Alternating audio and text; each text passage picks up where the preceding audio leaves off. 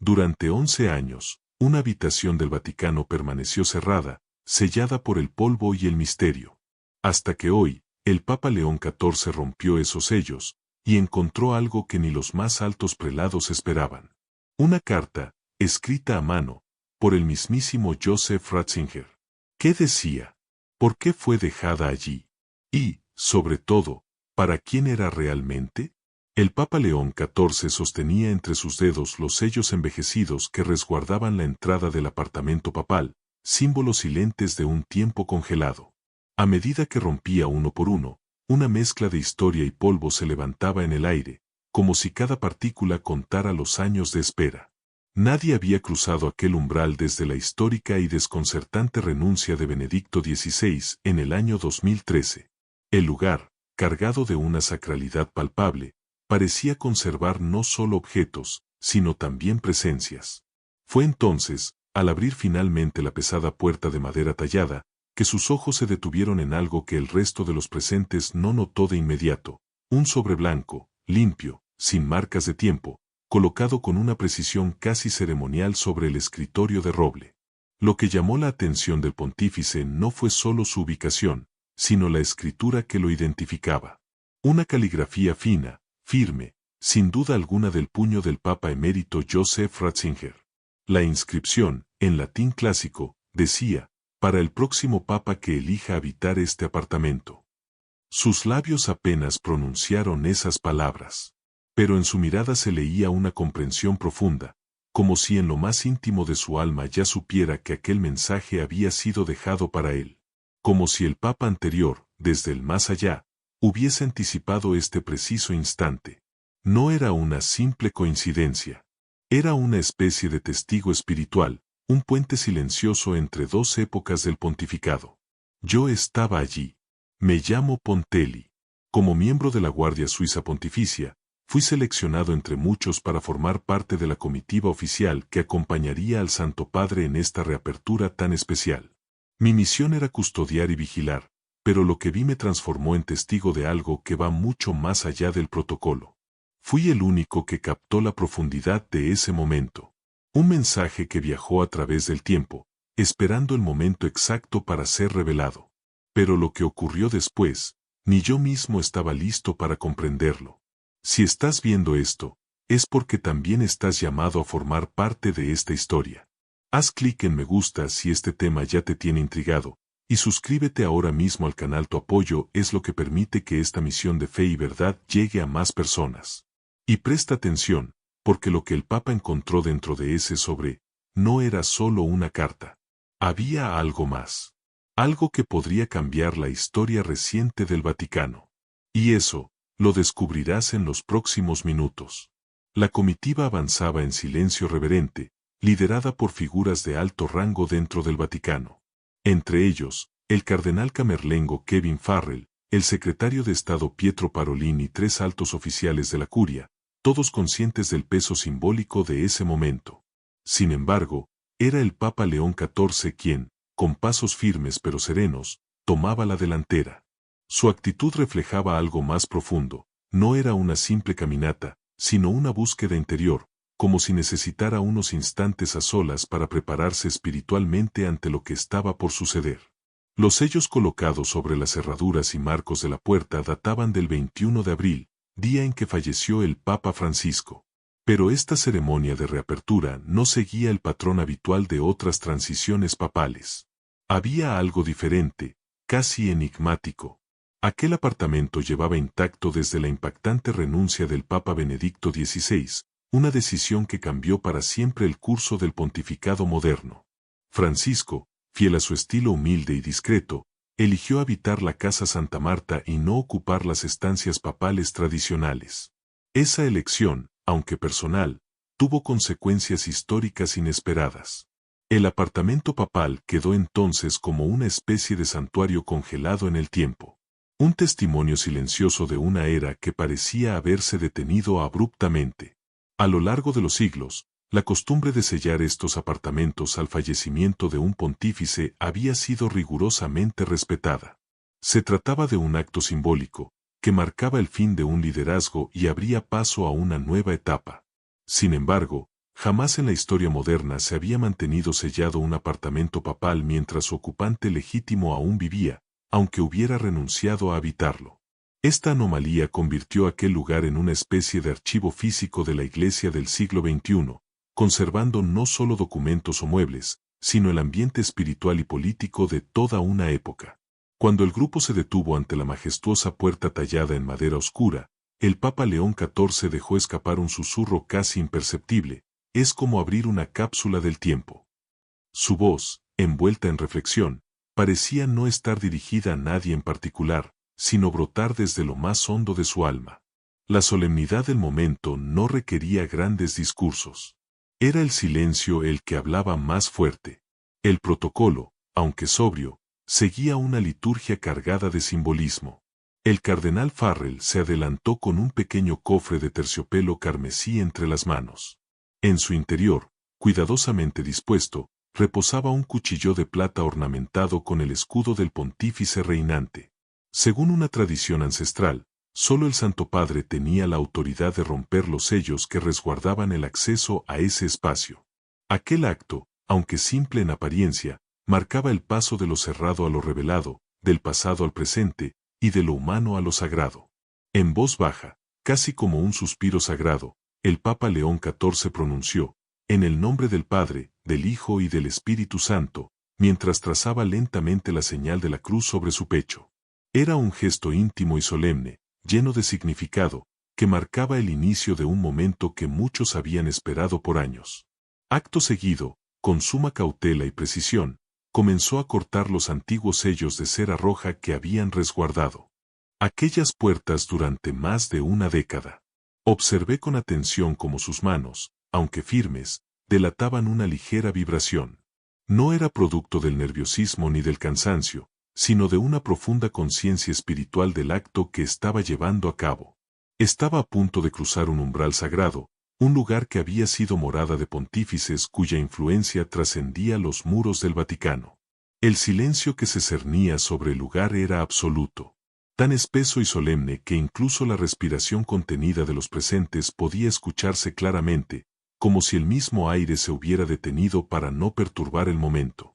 La luz del mediodía, filtrada por los vitrales y las cortinas ligeramente entreabiertas, proyectaba haces dorados que se cruzaban en el aire como pinceladas celestiales. Esos rayos iluminaban diminutas partículas de polvo suspendidas, que parecían danzar al compás de lo eterno, como si el tiempo mismo se hubiera detenido para presenciar el regreso de un nuevo pastor a aquellas habitaciones. Ese apartamento no era simplemente una residencia. Era un testigo silencioso de capítulos decisivos en la historia de la Iglesia. Allí, entre esas paredes, se habían librado batallas espirituales, tomado decisiones que influirían en millones de fieles y rezado con fervor en medio de algunas de las crisis más significativas del siglo XX y XXI.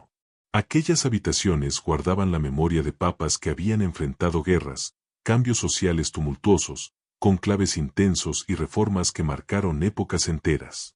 Cada detalle, desde los cuadros hasta los muebles, parecía tener voz propia. Era como si el alma de la Iglesia aún habitara allí, esperando volver a ser escuchada. La elección de Francisco de no ocupar este apartamento no había sido trivial. En su humildad radical, optó por una habitación sencilla en la Casa Santa Marta, alejándose del protocolo y reafirmando su visión del papado como un servicio al pueblo y no como una posición de privilegio. Ese gesto, discreto pero elocuente, rompió con siglos de tradición y dejó este espacio sumido en un respetuoso silencio que duró más de 11 años. Sin embargo, ahora, bajo la guía de León XIV, aquel lugar parecía recobrar vida, como si las paredes mismas despertaran de un largo letargo. El grupo se adentró en las estancias con una mezcla de asombro y respeto. Cada paso era medido, cada mirada cargada de significado. Entramos primero al estudio, donde aún reposaban libros cuidadosamente alineados, luego a la biblioteca personal, un santuario de conocimiento espiritual, y finalmente al dormitorio, austero, sí, pero de una belleza sobria que reflejaba el carácter contemplativo de quienes lo habían habitado. Todo permanecía casi intacto, como si el tiempo hubiera sido congelado, preservando no solo los objetos, sino el espíritu de una era pasada que ahora, lentamente, comenzaba a reconectarse con el presente. Todo parecía cuidadosamente detenido en el tiempo, preservado con una devoción que solo podía encontrarse en los pasillos silenciosos del Vaticano. Gracias a la meticulosa labor de los encargados de mantenimiento, las habitaciones lucían como si hubieran sido selladas apenas el día anterior. Los frescos del techo, con sus figuras angelicales y escenas bíblicas, parecían contemplarnos desde lo alto, no como simples decoraciones, sino como testigos celestiales de un pasado vivo. Las alfombras antiguas, ricamente bordadas, amortiguaban cada paso del séquito, generando una atmósfera que más que caminar, nos hacía sentir como si estuviéramos deslizándonos sobre los ecos del tiempo. Era como habitar un suspiro detenido entre siglos de historia y espiritualidad. Cada rincón de aquel lugar guardaba su propia memoria.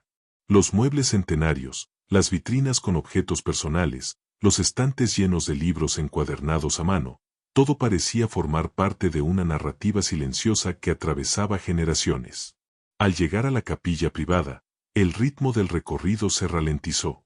El Santo Padre León XIV no disimuló su conmoción ante aquel espacio sagrado. Se quedó inmóvil por varios minutos, contemplando el pequeño altar, el reclinatorio desgastado, las paredes adornadas con iconos bizantinos que parecían irradiar una luz espiritual propia. Era evidente que aquella habitación tocaba una fibra especial en su alma. Los rayos de sol atravesaban los vitrales antiguos en un ángulo oblicuo, generando reflejos en tonos azulados y dorados que danzaban sobre el mármol inmaculado del suelo. La escena tenía una belleza casi sobrenatural. A pesar del paso del tiempo, un tenue aroma a cera y a incienso aún persistía en el aire, como si las plegarias que habían sido elevadas en aquel lugar aún dejaran huella en la atmósfera. Mientras los cardenales discutían aspectos históricos de las obras de arte y compartían anécdotas de pontífices anteriores, el Papa se dejó llevar por algo más profundo, una conexión emocional, casi espiritual, con el lugar. Fue entonces cuando lo vi acercarse lentamente al antiguo reclinatorio de madera tallada. Con una reverencia instintiva, extendió la mano sobre el cojín suavemente deteriorado por el uso de rodillas que habían buscado consuelo y orientación en la oración. No dijo palabra, pero en sus gestos se percibía un diálogo interior, como si a través del contacto intentara escuchar los susurros de quienes lo habían precedido en esa misma fe. Y fue en ese momento que ocurrió algo inesperado. Vi una leve expresión de asombro aparecer en su rostro. Sus dedos, al presionar ligeramente el almohadón, parecieron detectar algo oculto. Con la destreza de alguien acostumbrado al silencio del secreto, movió con delicadeza el cojín, revelando lo que a simple vista no se notaba, un sobre cuidadosamente escondido. Lo tomó con discreción absoluta, apenas permitiéndose un vistazo rápido que bastó para confirmar lo que yo, por mi proximidad, también llegué a distinguir, el escudo personal del Papa Benedicto X, grabado en la cera del sello. Sin interrumpir el diálogo de los presentes ni alterar la solemnidad del ambiente, el Papa León XIV deslizó aquel sobre en el interior de su sotana. Nadie más pareció notarlo. Pero yo sí. Y no solo eso, alcancé a escuchar el leve susurro que brotó de sus labios, una sola palabra cargada de emoción y misterio: Benedicto. Fue tan tenue que habría pasado desapercibida para cualquiera, pero no para mí. En ese instante, vi su semblante cambiar. Una palidez fugaz recorrió su rostro, como si un mensaje largamente aguardado hubiese llegado desde las profundidades del pasado, precisamente en ese momento, en el lugar más íntimo de todo el Vaticano. El pontífice ingresó en el apartamento con una actitud serena, aunque no tardó en notarse cierta tensión contenida. Aquel lugar, cargado de significado, había sido testigo silencioso de las plegarias más íntimas de su antecesor. Mientras el Santo Padre intentaba aparentar tranquilidad ante los presentes, yo, acostumbrado a analizar cada uno de sus gestos por mi labor en el equipo de seguridad, percibí con claridad la intensidad del momento. Había algo distinto en su mirada, una mezcla de recogimiento profundo y respeto casi sagrado. En mis años de servicio como guardia suizo dentro de los muros del Vaticano, me había tocado vivir episodios que marcaron la historia moderna de la Iglesia, pero nada se asemejaba al aura que envolvía aquel instante. Había una densidad espiritual en el ambiente, como si las paredes mismas conservaran ecos de oraciones pasadas, como si ese lugar no solo guardara objetos, sino también secretos del alma de quien allí vivió. Los pontífices, como es bien sabido, suelen dirigirse al mundo a través de encíclicas solemnes, discursos en las audiencias generales, o reflexiones compartidas en celebraciones litúrgicas. Sin embargo, lo que acontecía en ese momento era algo completamente fuera de lo común.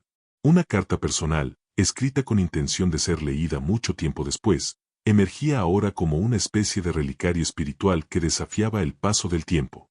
No era una simple nota, era un mensaje que parecía atravesar dimensiones, como si buscara resonar no solo en quien lo leyera, sino en la historia misma de la Iglesia. ¿Qué clase de palabras podrían haber sido escritas por Benedicto XVI justo antes de tomar una de las decisiones más trascendentales del siglo? ¿Qué revelaciones guardaba ese papel para que el rostro del Papa actual se transformara tan visiblemente? La caminata prosiguió con el protocolo habitual, aunque la atmósfera estaba impregnada de un silencio expectante, casi reverencial, como si todos intuyeran que algo importante acababa de ser desenterrado. A medida que avanzábamos por las estancias del apartamento apostólico, una residencia compuesta por aproximadamente una decena de habitaciones principales, se hacía evidente el esmero con el que todo se conservaba. Cada rincón parecía haberse detenido en el tiempo, preservado con devoción por el personal del Vaticano.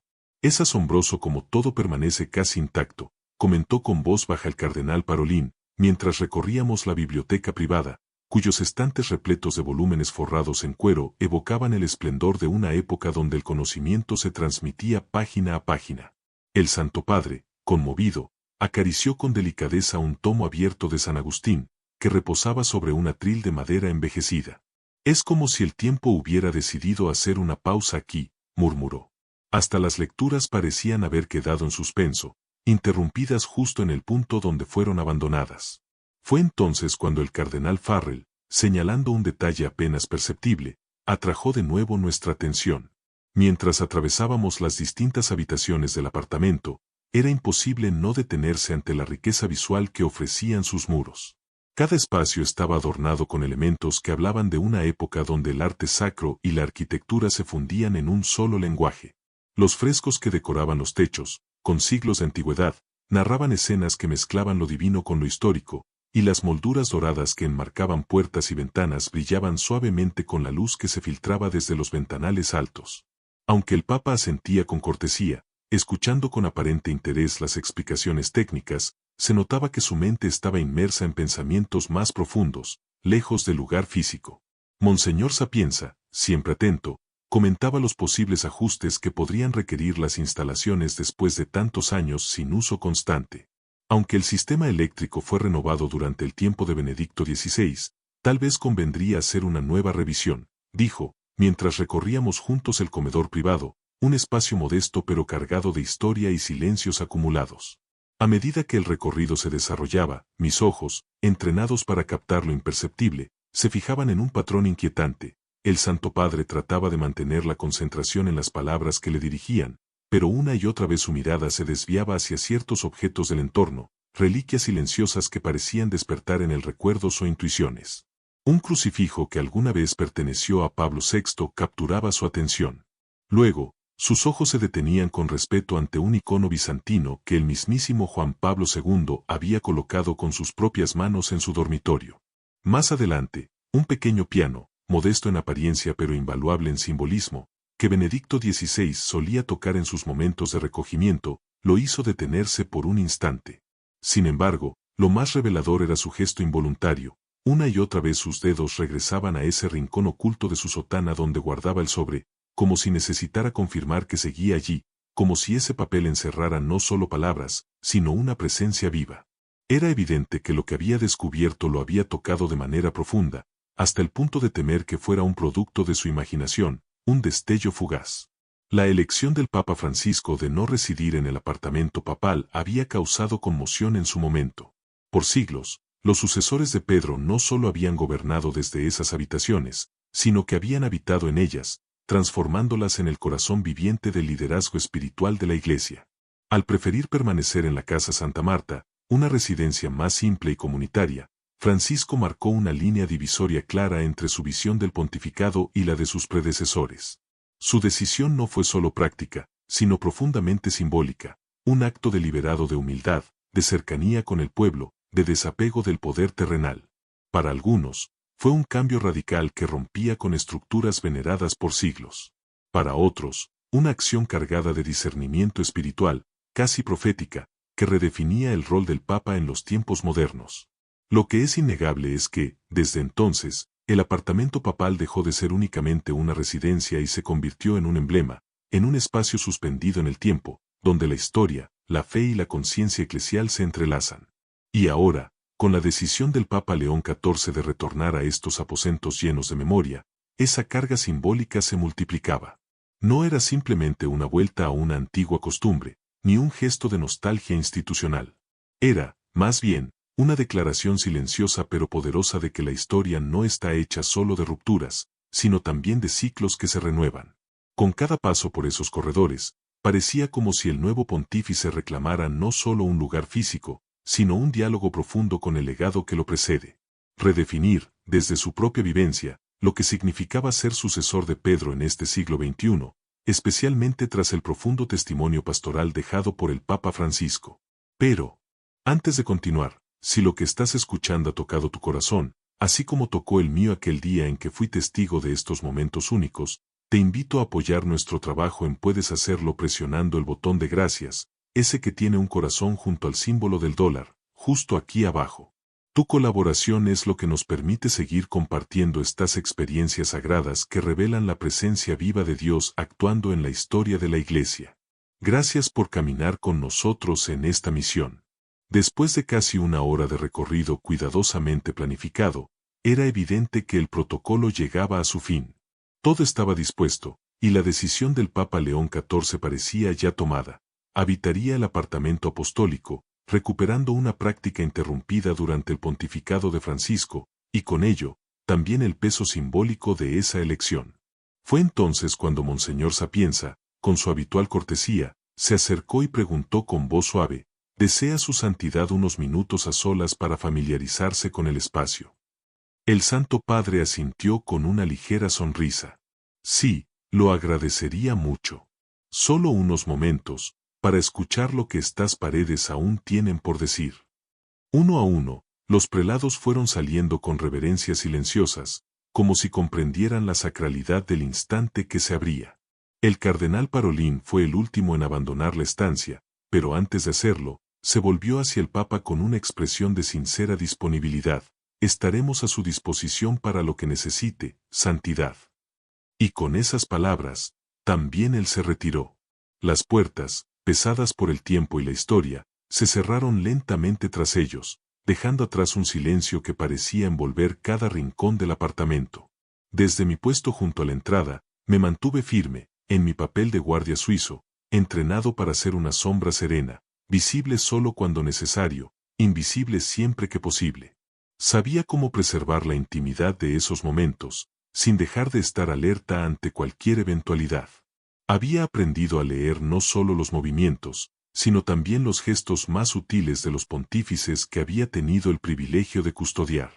Fue entonces, al quedarse completamente solo, cuando el Papa León XIV cambió radicalmente su actitud. La compostura solemne del líder mundial dio paso a una humanidad más íntima. Ya no estaba rodeado de cámaras ni de observadores, y en ese recogimiento el peso espiritual de aquel lugar empezó a manifestarse en él de forma visible. La formalidad que había sostenido durante todo el recorrido se disolvió poco a poco, como si una carga invisible empezara a dejar sus hombros.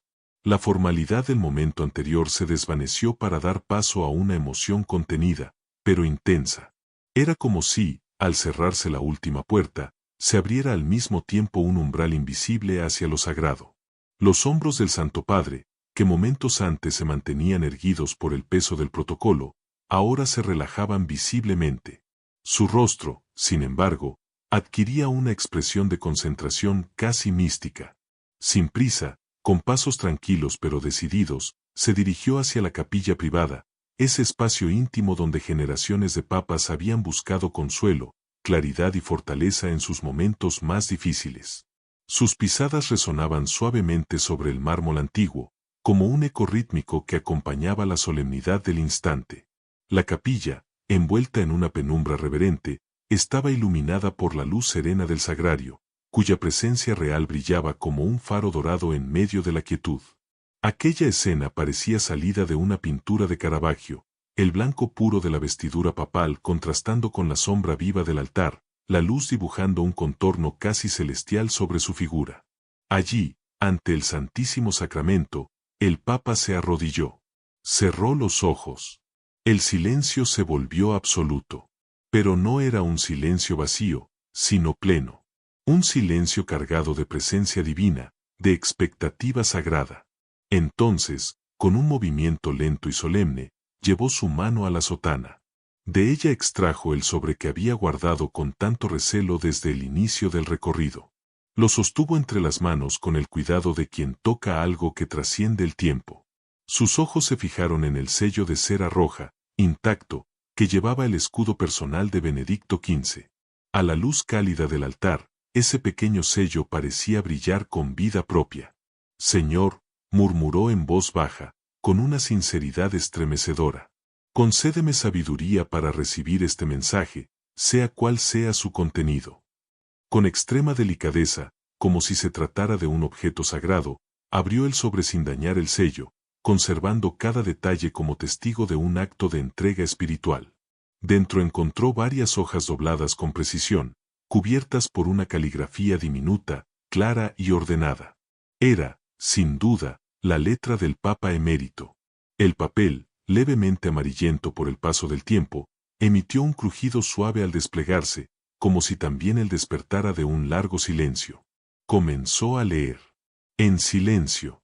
Desde donde me encontraba no podía ver el contenido, pero sí era testigo de algo mucho más elocuente, su rostro. Una sucesión de emociones se dibujaba en él, una tras otra, sorpresa, asombro, desconcierto, hasta que, poco a poco, una emoción mucho más profunda emergió. Lágrimas silenciosas brotaron de sus ojos y descendieron por sus mejillas, brillando como cristales a la luz titilante de las velas. Fue un momento indescriptible. Una escena que ningún entrenamiento, ninguna preparación, me habría permitido imaginar. Y entonces, para mi sorpresa, comenzó a leer en voz alta. Tal vez necesitaba oír aquellas palabras resonar en ese espacio sagrado, o quizás eran tan intensas, tan verdaderas, que no podían permanecer encerradas solo en su mente. Querido sucesor en la cátedra de Pedro. Su voz temblaba, cargada de emoción. Continuó. Si esta carta ha llegado a tus manos, es porque has decidido habitar nuevamente estas estancias que ahora dejo atrás. No sé quién serás, ni cuándo leerás estas palabras, pero siento la necesidad profunda de compartir contigo algunas reflexiones mientras me preparo para la renuncia más difícil de mi vida. La lectura continuaba. Pero ya desde las primeras líneas se hacía evidente, no era solo una carta. Era un testamento espiritual. Una confidencia nacida del alma. El legado silencioso de un pastor que, con humildad y esperanza, se dirigía a otro, más allá del tiempo, confiando en que ese mensaje tocaría el corazón de quien, algún día, también llevaría sobre sus hombros el peso sagrado de guiar a la Iglesia. El Santo Padre hizo una pausa. La emoción le atravesaba el pecho como un suspiro contenido, difícil de sostener. Cerró brevemente los ojos, como quien necesita recoger fuerzas para continuar con un mensaje que lo estaba tocando en lo más profundo. Con voz aún temblorosa, retomó la lectura. Escribo estas líneas en febrero del año 2013, en la víspera de anunciar al mundo una decisión que sé que pocos entenderán. Se detuvo de nuevo. Era como si cada frase tuviera el peso de un mundo. La atmósfera en la capilla se volvía más densa, más íntima, como si el mismo aire se impregnara de aquella confesión sagrada. Continuó. La insomnia que me atormenta desde la Jornada Mundial de la Juventud en Colonia ha ido debilitando lentamente mis fuerzas físicas. Noches largas de vigilia, mientras toda Roma dormía, me ofrecieron un inesperado retiro interior, un espacio para contemplar, orar y meditar profundamente sobre la Iglesia y sus desafíos. La voz del Papa adquiría ahora un tono más profundo, más grave. No era solo una lectura, era una experiencia vivida, como si las palabras del Papa emérito Benedicto XV estuvieran cobrando vida en sus labios, resonando no solo en los muros de la capilla, sino también en el corazón del oyente. El mayor peligro para la Iglesia no proviene de enemigos externos, continuaba la carta, sino de una amenaza más sutil y devastadora, lo que he denominado la dictadura del relativismo. Vivimos en un tiempo donde cada uno desea construir su propia verdad, como si la verdad fuera una invención humana y no un don eterno que se nos ha confiado. El silencio que seguía cada frase no era un vacío, sino una prolongación del sentido, una contemplación. Se escuchaba la respiración del Papa, entrecortada por la emoción. Al mismo tiempo, un secularismo justo y abierto, que respete la libertad religiosa y de conciencia, debe ser valorado. Pero la tentación constante para quien ocupa esta cátedra de Pedro es caer en uno de dos extremos, aferrarse al pasado como si la Iglesia fuera un museo inmóvil, o ceder al espíritu cambiante de la época, desdibujando su identidad. Era imposible no sentir el peso de esa tensión. Era el dilema de cada pastor, de cada líder que ama la Iglesia con todo su ser, como permanecer fiel al depósito de la fe sin ignorar las heridas del mundo actual. El verdadero camino es más arduo, prosiguió. Requiere un discernimiento continuo entre lo que es esencial, eterno, en nuestra tradición, y aquello que necesita ser reformado para servir con mayor eficacia a la misión evangelizadora. El Papa respiró hondo, y con cuidado pasó a la siguiente página. Las velas seguían ardiendo sin vacilar, proyectando sombras temblorosas sobre las antiguas paredes de la capilla. Era como si el espacio sagrado respondiera a cada palabra, respirando junto a quien leía. La fe y la razón, decía la carta, son como dos alas con las que el espíritu humano se eleva hacia la contemplación de la verdad. Pero en nuestro tiempo, muchos las ven como enemigas irreconciliables. Esta falsa dicotomía ha herido profundamente tanto a la fe como a la razón. Y entonces llegó una de las revelaciones más conmovedoras de la carta.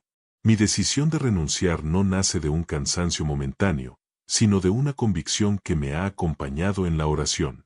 El ministerio de Pedro no es un trono de gloria, sino un servicio de amor. Y cuando las fuerzas ya no bastan para ofrecer ese servicio con entrega total, el deber es dar paso a otro. Las palabras flotaban en el aire como una ofrenda. No eran una renuncia a la responsabilidad, sino su cumplimiento más radical. Esta carta, agregaba, no la escribo solo como un testamento personal, sino como una guía para ti, que has decidido volver a estas estancias. Tu elección no es solo práctica. Es un acto de fe. Estás entrando en una continuidad sagrada, en un espacio donde la historia y la eternidad se encuentran. Confía en la gracia que sostiene a quienes, como tú y como yo, han dicho sí a la cruz. El Papa no podía seguir leyendo sin detenerse. Su voz se quebraba. No por debilidad, sino por el peso de una comunión invisible con quien había sido su antecesor, su hermano en el espíritu. Sus lágrimas ahora no eran de dolor, sino de reverencia, como quien ha tocado un misterio que lo supera. El Papa prosiguió con la lectura, y su voz, ahora templada por una solemnidad casi reverencial, se tornó más pausada. Incluso el lugar donde el Papa elige vivir es una declaración simbólica. Dice mucho sobre cómo comprendemos el papado mismo. En nuestra posición, no existen decisiones neutrales. Sus palabras resonaban con la densidad de siglos de historia. Cada elección del sucesor de Pedro era, en sí misma, una catequesis silenciosa para el mundo. Luego, con un suspiro contenido, leyó en voz más baja, casi como una confesión. La Iglesia no existe para sí misma. Existe para Cristo, y para el mundo. El eco de esa frase quedó suspendido en el aire, como si la misma capilla aguardara la siguiente palabra. Con emoción creciente, continuó. Cuando la Iglesia se vuelve autorreferencial, cae en enfermedad espiritual, y pierde su razón de ser. Toda reforma auténtica debe comenzar con una conversión interior, una transformación del corazón. Es decir, un retorno sincero a la centralidad absoluta de Cristo. Entonces lo vi. Una lágrima solitaria rodó por la mejilla del Papa. No era simplemente la emoción de un lector. Era la conmoción profunda de un alma tocada por la verdad. Era el alma del pastor conmovido por las palabras de un hermano que, desde el silencio, seguía guiando a la Iglesia. Y llegó el cierre de la carta. La voz del Papa se volvió aún más íntima, como si pronunciara un testamento dirigido solo a él, y sin embargo, abierto al corazón de toda la Iglesia. Te dejo estas reflexiones como un hermano en Cristo. Cada pontificado tiene su propio carisma, su propia misión. Mi oración, escribía Benedicto, es que encuentres la fortaleza para ser el Papa que la Iglesia necesita en este momento. El silencio se hizo total. Solo la luz del sagrario seguía brillando, testigo silencioso de ese momento sagrado. Benedictus pp. 16. Dado en el Vaticano, el 10 de febrero del año 2013, víspera de mi anuncio al Colegio Cardenalicio. Con suma delicadeza, como si las hojas fueran reliquias, el Papa dobló cada página con cuidado y las volvió a guardar dentro del sobre original. Acarició el sello de cera con una mirada que mezclaba gratitud, respeto y reverencia profunda. No se levantó enseguida. Permaneció allí, arrodillado, en total silencio, con los ojos cerrados y el rostro vuelto hacia el sagrario. Sus labios se movían suavemente, pronunciando palabras que no llegué a oír, pero que eran claramente una oración íntima, un diálogo directo con Dios, y quizás también con el autor de aquella carta inolvidable. Entonces ocurrió algo que me dejó sin aliento.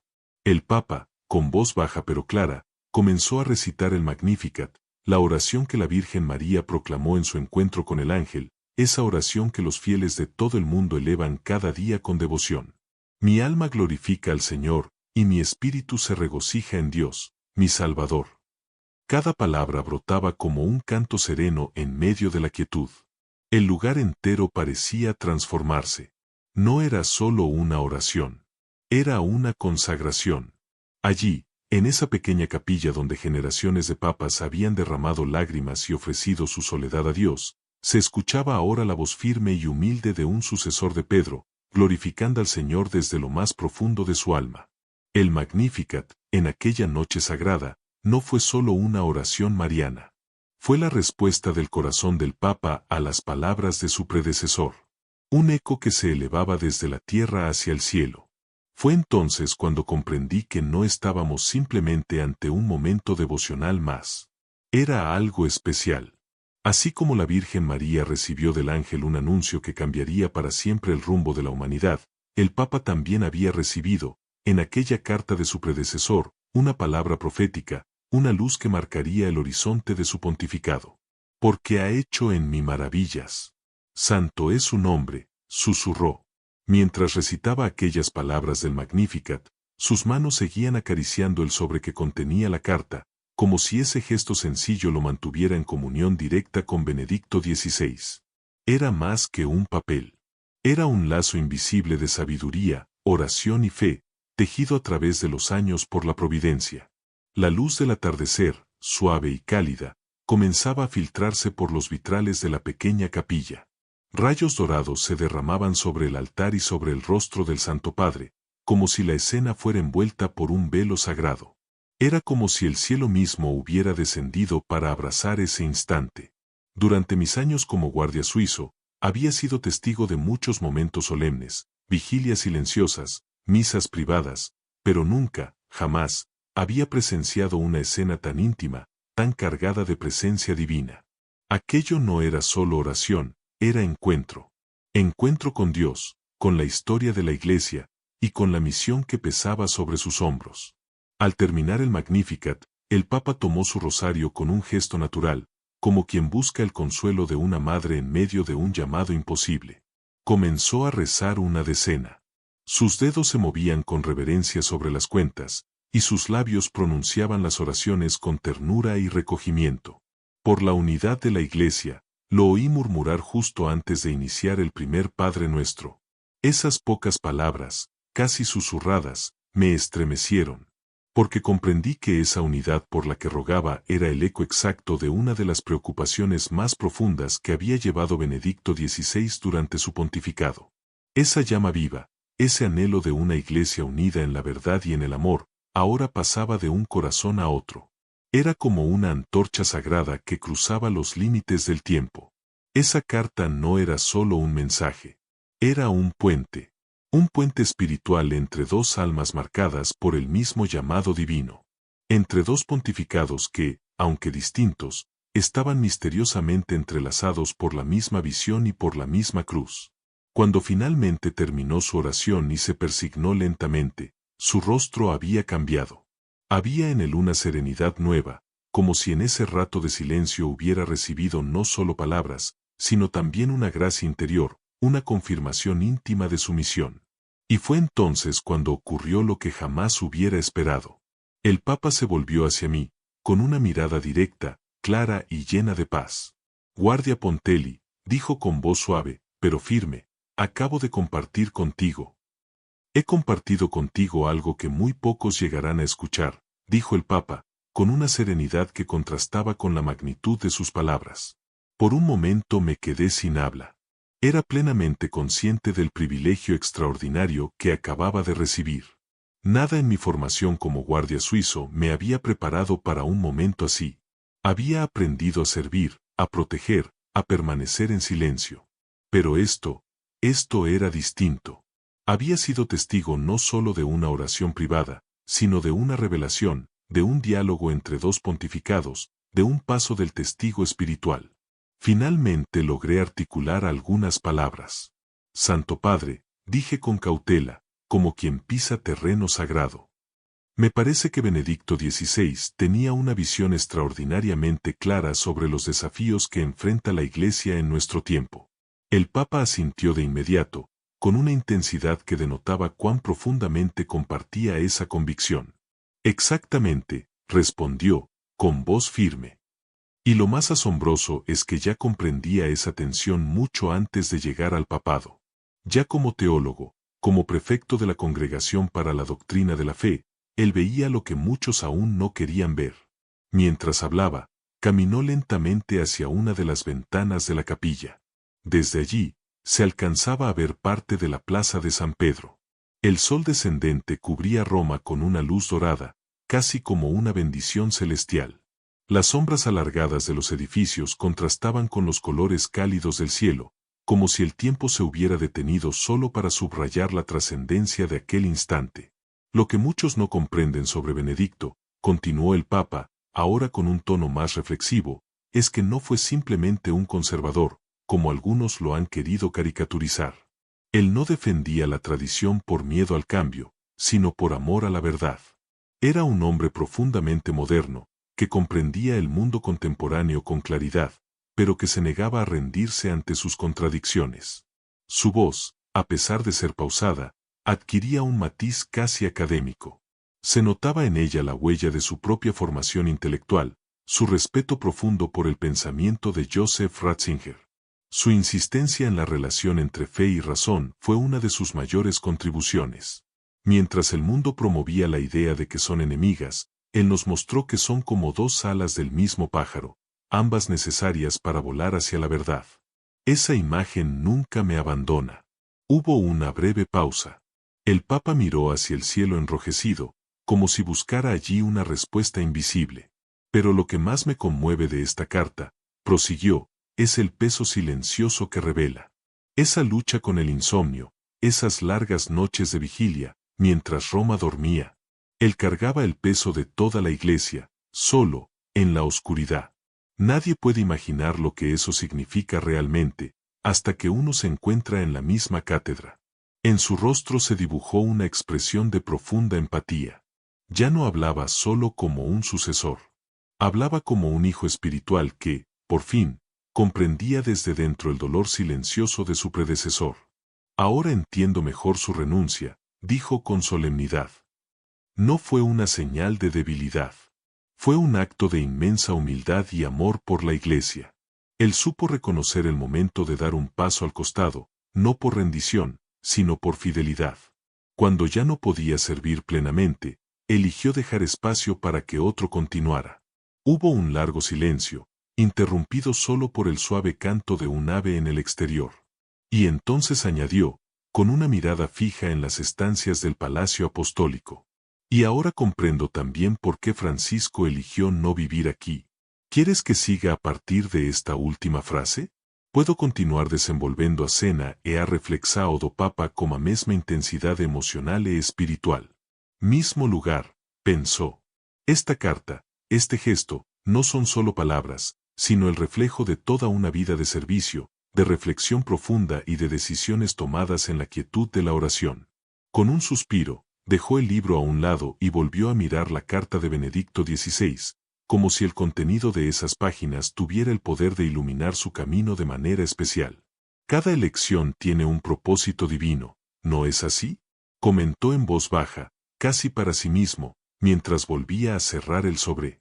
Sus palabras resonaban en el aire, llenas de una humildad que parecía traspasar la autoridad del papado mismo. El Papa se levantó y se acercó nuevamente a la ventana, mirando las sombras que caían sobre la ciudad. El cielo romano ya se había oscurecido por completo, y las primeras estrellas comenzaban a brillar, como centinelas silenciosas que vigilaban desde lo alto. Había algo sagrado en ese momento, algo intangible, pero profundamente palpable, como si el Espíritu Santo estuviera presente en cada rincón de la capilla. La iglesia no es solo un edificio, ni una institución, es un cuerpo vivo, que avanza en el tiempo, guiado por la luz de Cristo. Y, aunque nuestras circunstancias cambian, nuestra misión permanece, siempre centrada en Él, dijo, con una firmeza tranquila. En ese instante, el Papa dejó de ser simplemente el líder de la Iglesia. Se convirtió en un hombre que vivía la fe de manera radicalmente personal, sin pretensiones ni adornos.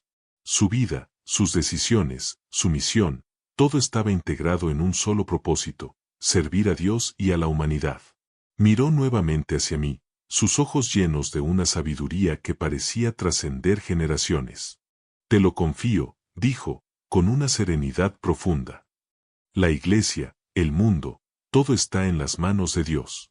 Y cada uno de nosotros, con nuestra humildad y nuestras debilidades, somos instrumentos de su voluntad.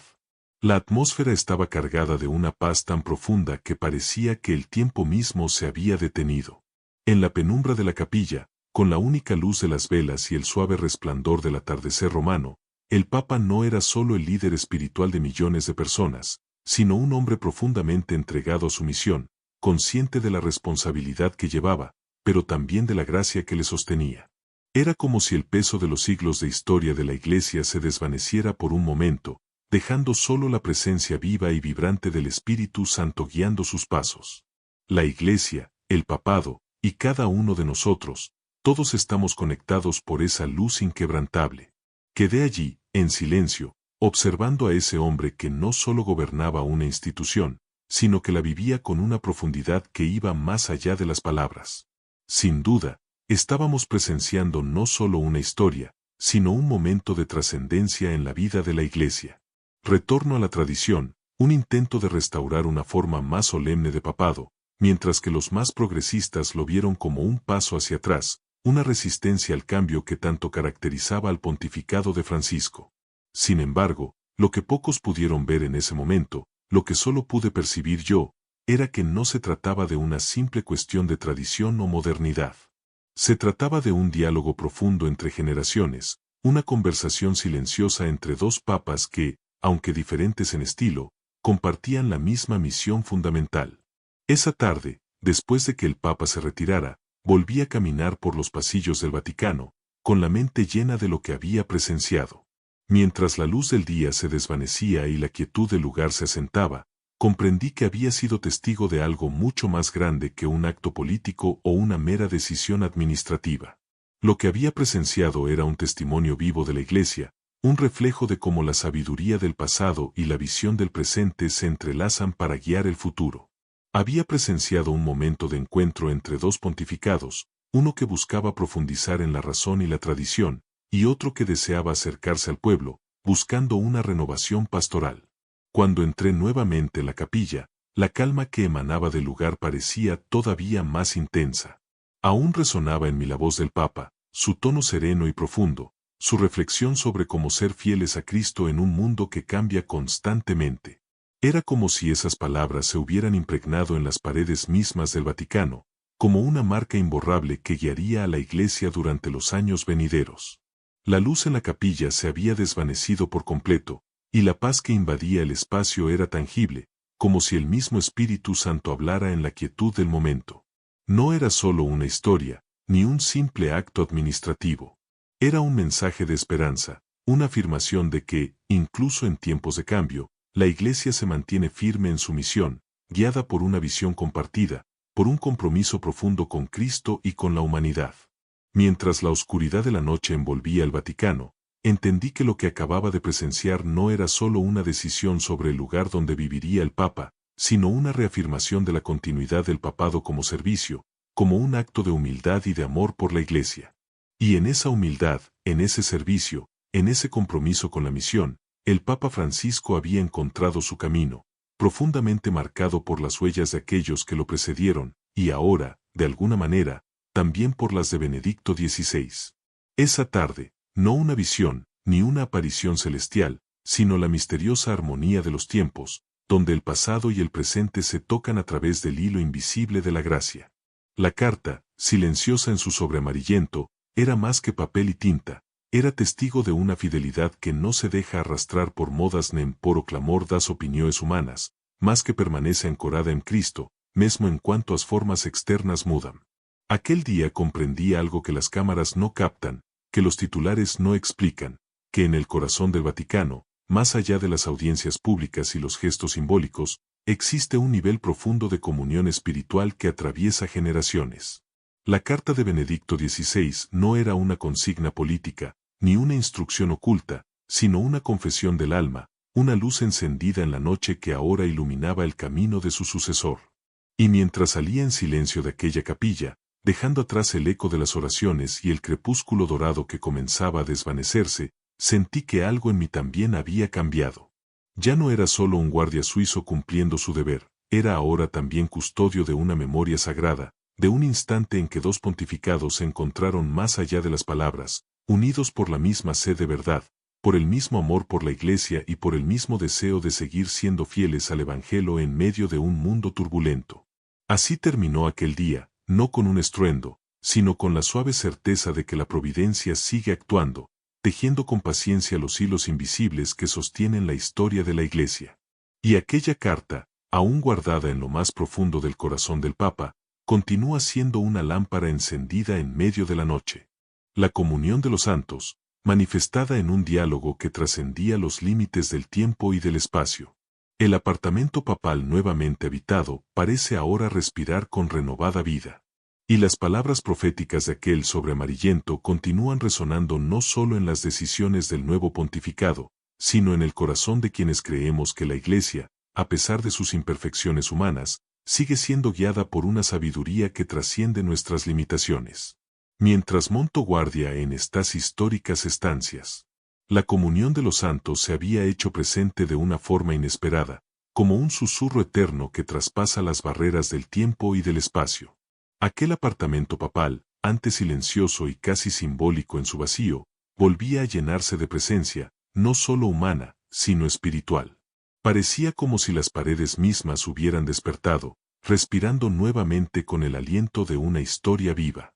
Y ese sobre, envejecido por los años pero intacto en su mensaje, no era solo una reliquia, sino una profecía cumplida, cuyas palabras seguían vibrando con una fuerza silenciosa dentro del alma del nuevo pontífice y dentro de la mía.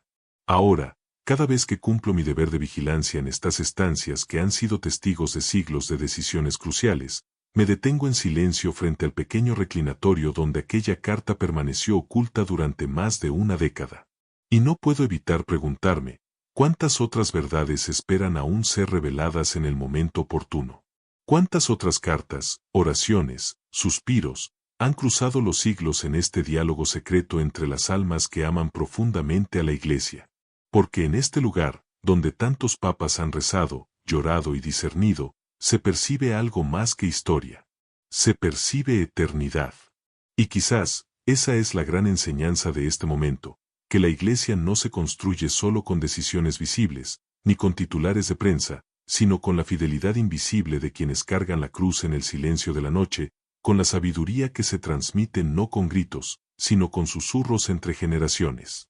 Benedicto, Francisco, y ahora él, cada uno con su forma de servir, cada uno guiado por la misma voz, que no cambia aunque el mundo lo haga. ¿Y tú? ¿Has sentido alguna vez ese llamado a mantenerte fiel a tus valores más profundos, aun cuando todo a tu alrededor parece empujarte hacia lo contrario? ¿Has encontrado dentro de ti el equilibrio entre la firmeza de la fe y la apertura al Espíritu que sopla donde quiere?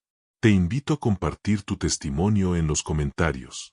Porque esta historia, aunque tenga lugar en los muros de Vaticano, también toca nuestra vida cotidiana. Y si este mensaje ha resonado contigo, suscríbete y acompáñanos en este camino donde las tradiciones no son cadenas del pasado, sino raíces que nos sostienen mientras seguimos avanzando hacia la luz. Porque la Iglesia sigue viva, y tú eres parte de su historia.